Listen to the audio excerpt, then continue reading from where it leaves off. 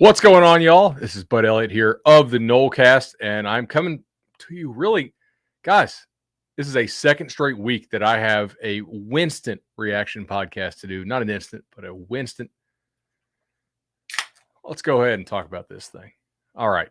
So I'm firing this up literally right after the final gun. So, I really have not had a whole lot of time to digest everything, but that's what a Winston is, right? That's what we want to do is we want to go ahead and just start talking about this right away. Florida State 35, North Carolina 25. FSU pulls the upset as a 3-score underdog. Big time win for the Noles here. Gets their season kind of back on track in some ways, and they showed a little more proof of concept, right? As always, thanks to our sponsors, Louisiana Hot Sauce, the legendary team at Hamilton Home Loans. Congruity. Guys, awesome work, man. I'm thrilled for these guys. They continue to work hard, and they continue to fight and stay in the fight. And the thing was, this is not a fluke win. You can tell me that North Carolina didn't play well, and I look, sure, I agree with that. But this was no fluke. FSU went out there and earned this victory. Last year, they had all these, turnover points and special teams points and stuff that's not really repeatable skill. This year, they just went out there and beat North Carolina's butt. They were the more physical team on both sides of the line of scrimmage. They actually played, okay in the secondary. They limited North Carolina's ability to take advantage of those linebackers. And man, I am very surprised at how this played out. Now, I did not think Florida State was going to score 35. I obviously did not think they were going to hold North Carolina under 25. So let's go ahead and talk about how they did it, first of all. And of course, player of the game, no doubt about it, is one Jordan Travis.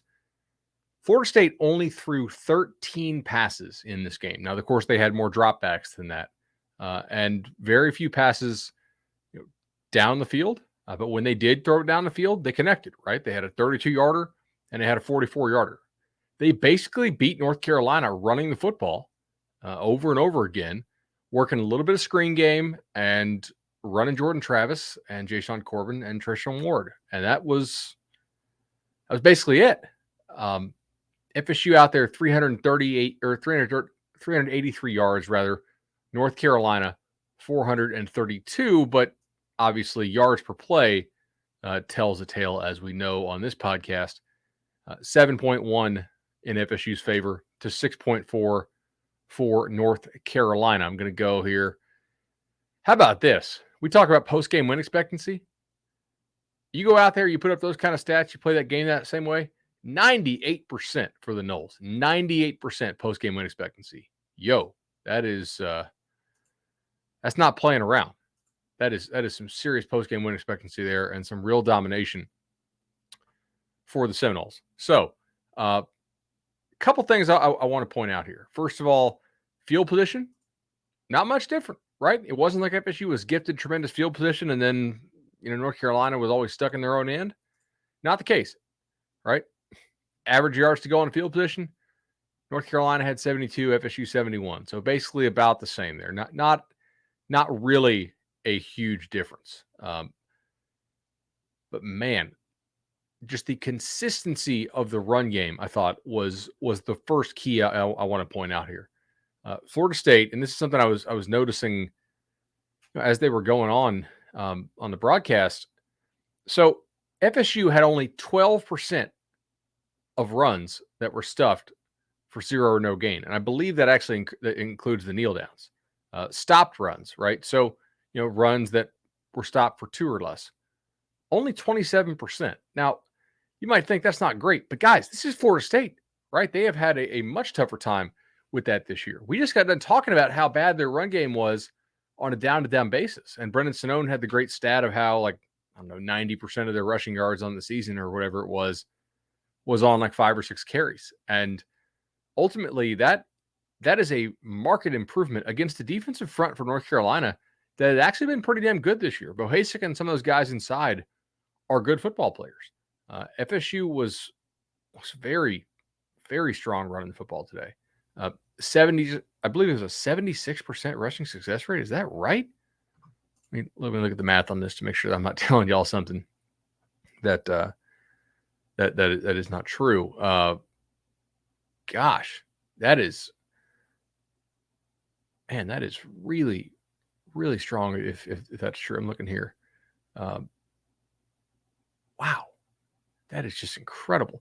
FSU did a really, really good job of staying ahead of the chains, I thought, in this game. And then when they did get behind the chains, they actually did a really good job with Jordan scrambling around, throwing deep a couple times. I thought they actually did some interesting stuff with some of their insert stuff on the run game. They broke out some stuff that they had not totally shown before. And I also thought they borrowed some of the stuff that Georgia Tech used against North Carolina at times, which is smart, obviously. Like, that means you're doing your scouting and your film work. I want to give a lot of credit to the offensive line here, though. This is why in the preseason, Ingram and I thought the offensive line wasn't going to be good, but was going to be okay, right? Okay offensive line. Because you would have guys like Washington and Scott and Smith and Gibbons and DLT and Babion. And it's not perfect, obviously. Lucas is off the team. DLT went down today again. They put Babion in his place. Scott still working his way back to 100% health. But you're starting to see it a little bit, right? I'm sure this is why Alex Atkins was positive about his offensive line in this offseason. And then when they asked him, hey, have you ever had an injury situation like this? No, not even close. What you saw in the last couple games, even including the win against Syracuse, was not really what they thought they would have this year. And when you have a situation in which you have 3 head coaches in a 4-year span, like I've said many times, your roster's kind of nuked and your depth is certainly screwed up. So when you have to go dip into that bag of depth, it ain't there. And that's problematic. So ultimately, huge job by them. Okay, so I found their rushing success rate. I knew it wasn't 80%. That was going to be funky. So 51% rushing success rate. Actually, 62% passing success rate, which is great. They actually they stayed ahead of the chains. Do you know that FSU, I believe, only faced 5 passing downs in this game? That is pretty wild. Guys, really, really nice job by the Noles. Man, they just pushed them around. They out leveraged them. They pushed them around. I thought they played much better as far as establishing their gaps on the interior. They used Jordan to run around a good bit. Receivers, for the most part, caught the ball. All Nole fans out there are going to say, on Terry Wilson, please, did that ball hit the turf? Don't know. But, hey, good thing they don't have those Fox cameras on there, right? I'm not sure it hit the turf anyway, but that was an awesome job. Effective use of screens, obviously, through the one to Cam McDonald there to kind of ice the game when you needed it, or not officially ice, but really to put it away. I don't know that what you ran in this game was super different than what Kenny Dillingham and Norvell have been trying to run recently. I just think you had more. I think you had more commitment to going all in with Jordan, obviously, because he felt good in the pregame, and that's pretty huge. But gosh, offensive EPA of 22. That is strong as hell here. 121 on the ground for Jordan, including a 53-yarder. There's your explosive play. FSU was 7 of 10 on 3rd downs. So that certainly doesn't stink. They did a pretty good job ultimately of limiting North Carolina's explosive play opportunities. And I thought that was a real key here. Let's see if I can pull this up. So obviously UNC known for their big plays. Do you know UNC only had 1 rush of more than 20 yards, and it was a Sam Howell scramble? In the 3rd quarter. On offense, though, through the air, they only had 4 passes of over 15 yards. They had a 33-yard touchdown, 21-yard touchdown, 21 yards first down, obviously, and then a 28-yarder. But they never hit the 50 or the 60 or the 70-yarder on you. And obviously, the one time as the broadcast pointed out, they did hit that dig there that would have gone for the touchdown, but the kid dropped it, and it's okay. Occasionally, when they're playing FSU, people can drop a ball. It happens. Much better job by FSU of controlling the explosive plays. They won the explosive play battle. We talked about how that's how they have to win games because they're probably not going to be able to grind people. But yet today, FSU only had two passes over 20 and only one rush over 20. They just had a lot of rushes for 5, 6, 5, 8, 10. Jordan Travis scramble around, magician stuff, but still, that counts. They went up there and they out-physicaled North Carolina. They played with purpose, and I'm not saying they didn't play with purpose in other games. I don't think that's true. I just think in other games, they were sort of like below the hard deck of acceptable talent that they could compete with at certain positions. And today, I think you had enough up front to compete, and that was huge. So anyway, really, really impressive there, obviously. Let's see this here. We got some of our sponsors texting us, I believe. Awesome. Cool. So going to look here at some other stuff and then talk a little bit more defense here. So Florida State success rate, 56% on the day. Holding North Carolina to a 33% success rate on passing downs, I thought was pretty big. But the key is that they got them to a good number of passing downs, if that makes sense, right? So North Carolina is a fairly heavy RPO team. We thought FSU, would play their man coverage or some of their match stuff, and they did. And for the most part, they did an okay job of not getting roasted by some of those glance routes and some of those slants and whatnot in the RPO game, which is big. Now, in exchange, they did allow a pretty good amount of run yards, rushing yards. They allowed, 229? 108 of that was to Sam Howell, but DJ Jones and Ty Chandler also ripped off a good amount of successful carries. But I think that was a trade-off FSU was willing to take. If you look at how they played it, I mean, they were staying back, those backers. They wanted to trigger downhill after the give was taken care of. They wanted to let their defensive line win for them up front. And that's something we need to talk about here because FSU's defensive line took advantage of North Carolina offensive line that has had some struggles this year. I thought they were turning the corner. Apparently not. They did not turn a corner. They did a great job beating that North Carolina offensive line up. Obviously, Robert Cooper, Keir Thomas, JJ. Hell, I saw Malcolm Ray do some good things in this game. And I think by occupying some of those gaps, it allowed the backers to slow play the run a little bit and not have the ball thrown over their heads quite as much, which is clearly what Howell wants to do, right? He doesn't want to hand it off. He wants you to come up and throw it over your head on some of this RPO stuff. He's a very good RPO quarterback, and he's done that since high school. So anyway, I thought that was really, really impressive by them. FSU, they only had 4 tackles for loss, but I felt like they had a good number of tackles for 1 or 2. You see what I'm saying? Like I felt like they had control of the line of scrimmage for a lot of this football game, and that was pretty big. They managed to get off the field there, and I actually think that FSU was less sloppy than North Carolina. And here's where people will say, "Oh, you're not giving FSU credit." And no, I think they deserve credit for playing a cleaner game, start to finish, than the Tar Heels. North Carolina just did it feel like FSU had more of an edge to them? Like they were a little bit more mentally sharp. North Carolina just came out and kind of sleptwalk at times. Not at first, but like just feel like they never had that killer instinct continuing throughout the football game. I mean, just not silly penalties, snap infractions. It felt like they didn't really have it. They struggled to play pitch and catch at times. FSU did a pretty good job on the outside, actually. Like they were very focused on downs, as they should be. We talked about Josh Downs a whole lot in the preview. But I mean, check this out. So DJ Jones is a running back, was their second leading receiver in terms of number of catches. Nesbitt had 1 catch for 28. Kamari Morales had 1 catch for 21. Emory Simmons 1 for 7. Antoine Green, who's a pretty damn good receiver, 1 for 7.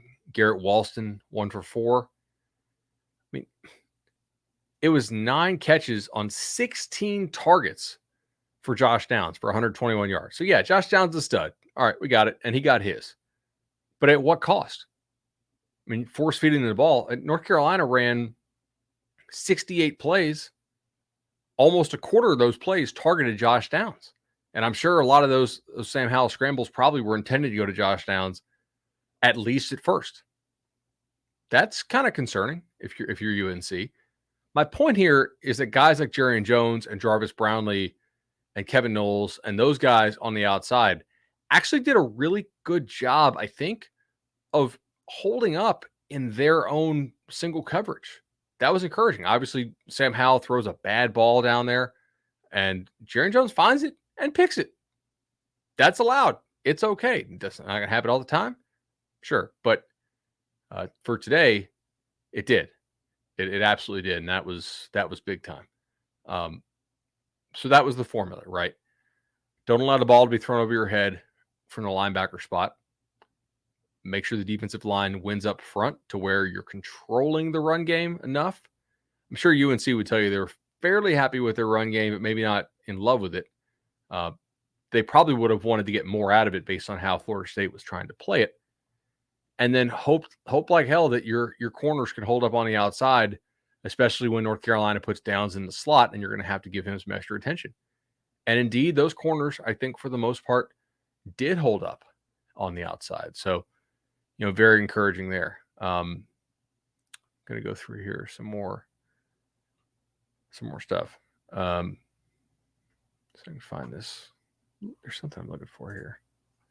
All right. Yeah. Biggest plays of the game as determined by absolute EPA and then most important plays. Of course, I use Game on Paper to figure this stuff out right after the game. But obviously, late in the second quarter, to go up 21-10, the 32-yard pass, they were just in rhythm. And that to me was like, I don't know if you guys watch boxing or not. I got a friend on Twitter who's a big boxing fan. He kind of turned me on to it. That touchdown pass to Ontario Wilson was like when a fighter couldn't get to the corner, right? They just, the round wasn't going to end quick enough. They just couldn't get there and just hit him with the flurry and drop him. Didn't knock him out, but it did drop him big time. That was huge, right? To not have to settle for a field goal there, to actually knock that in before the half was pretty damn big. So that was huge.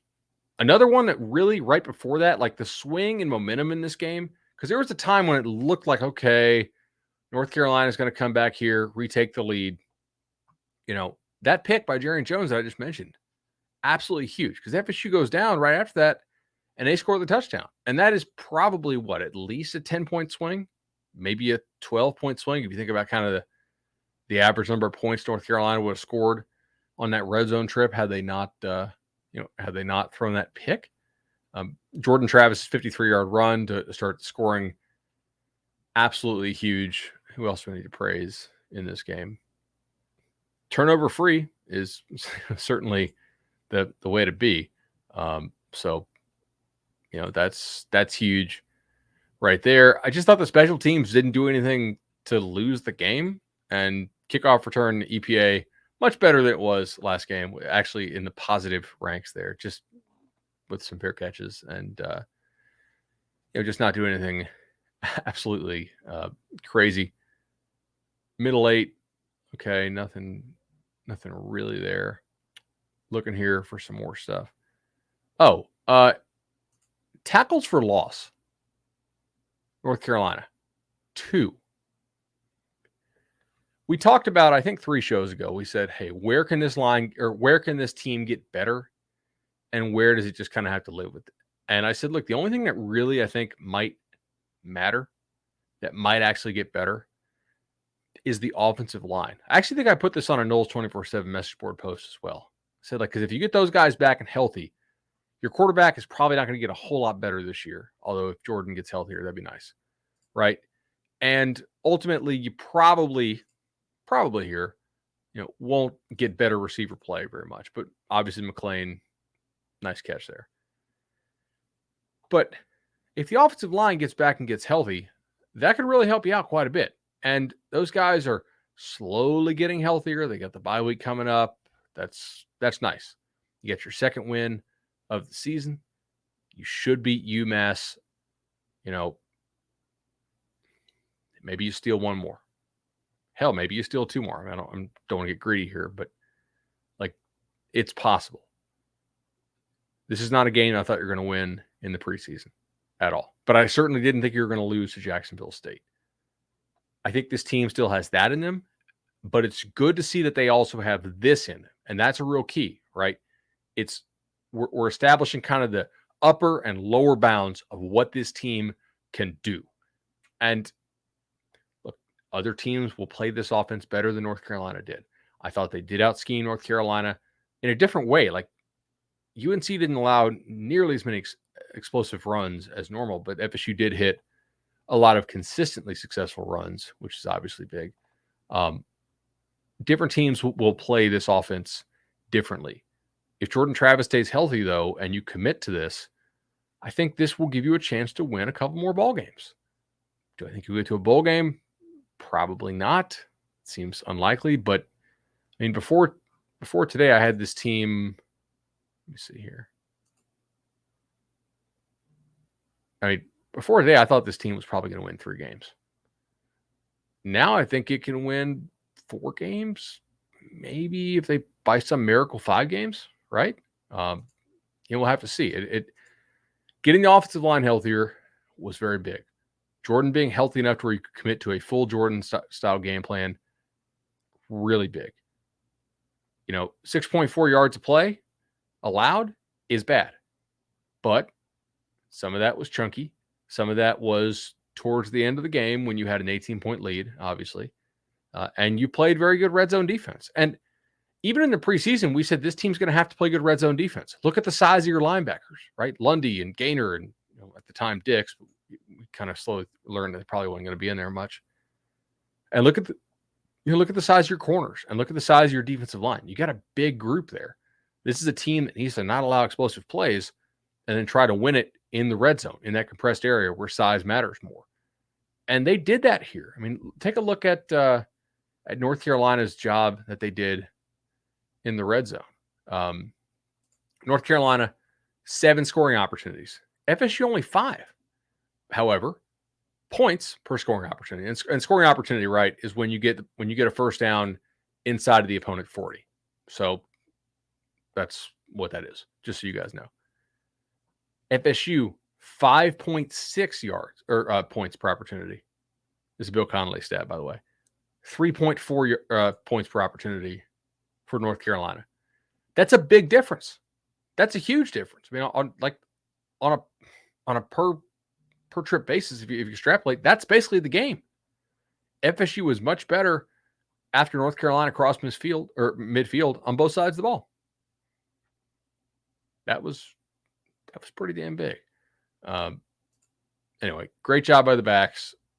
Effective enough job by the receivers. I also want to point out, I thought the blocking by the receivers tonight was good. It seemed like they had good buy-in from everybody. I'm excited to see the chess match that goes on between Dillingham Norvell and the next defensive coordinators on the slate.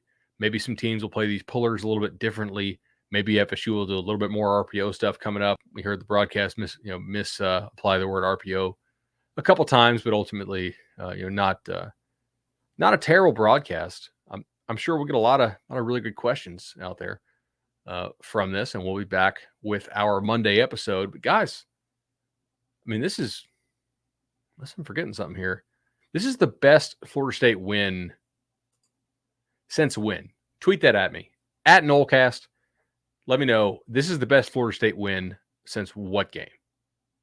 And don't say last year against North Carolina, because they actually, I think, had a negative or below 50% post-game win expectancy.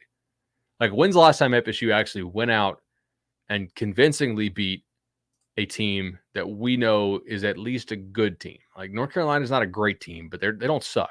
Like, that's a good team. They had a little bit of an off day.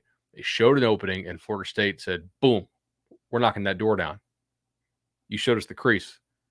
You give us an inch, we're taking a mile. That was their mindset here in this game, and they came out and they did it. So, hey, it's just one game, but got to say, feels great. All right, y'all. Yeah, anyway, tweet that at me. Let me know. Make sure you're hitting the subscribe button if you're watching us on YouTube. Turn those notifications on. You never know when we might go live. Anyway, I will see you all next time. 35-25.